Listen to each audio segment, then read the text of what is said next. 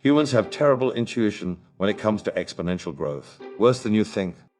And this goes beyond what some pandemic narratives would like to portray as ignorant people just not getting it. Even those who are highly educated exhibit this exponential growth bias. It seems that we humans just want to think linearly.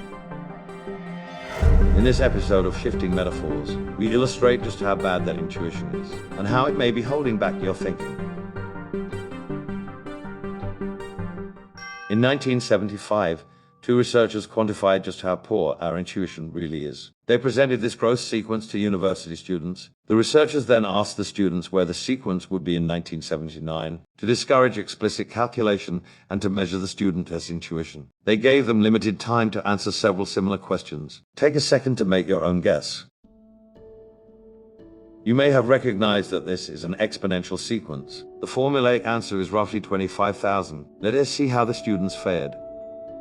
66% of the students estimated the answer was 2,500 or less than 10% of the true value. This is a full order of magnitude.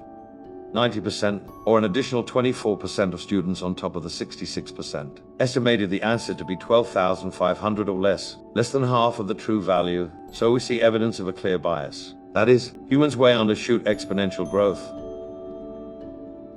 In the business world, we feel that we understand exponential power, with concepts like cumulative average growth rate and the rule of 72 being commonplace.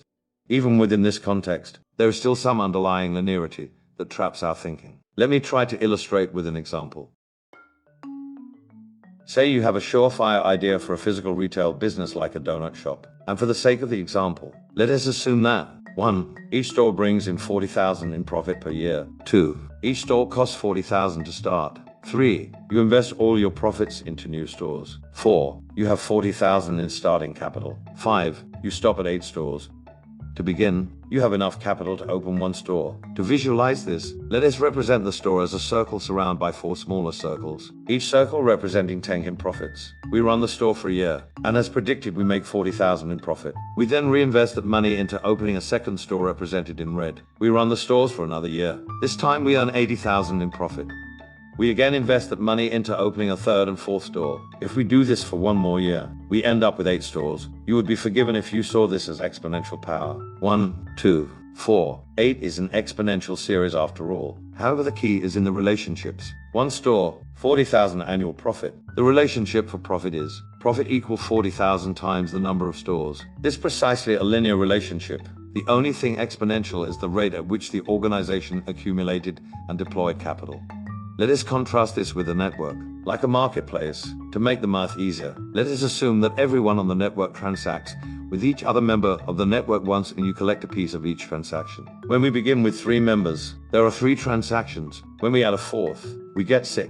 A 5th gets us 10 and the 6th, 15. The emerging pattern is that value of the next customer is related to the number of customers already existing. Looking at it another way, adding a customer adds 1 more transaction to already existing customers. Thus the value of each member is dependent on the presence of other members. This is exponential power. This is also why platforms have been an investment buzzword and why sellers of linear goods may find themselves having a more difficult time raising capital. In the future, we will discuss what this could mean for the vast majority of organizations that sell linear goods or services. That is, how can your company create a network effect of value for your customers and consumers?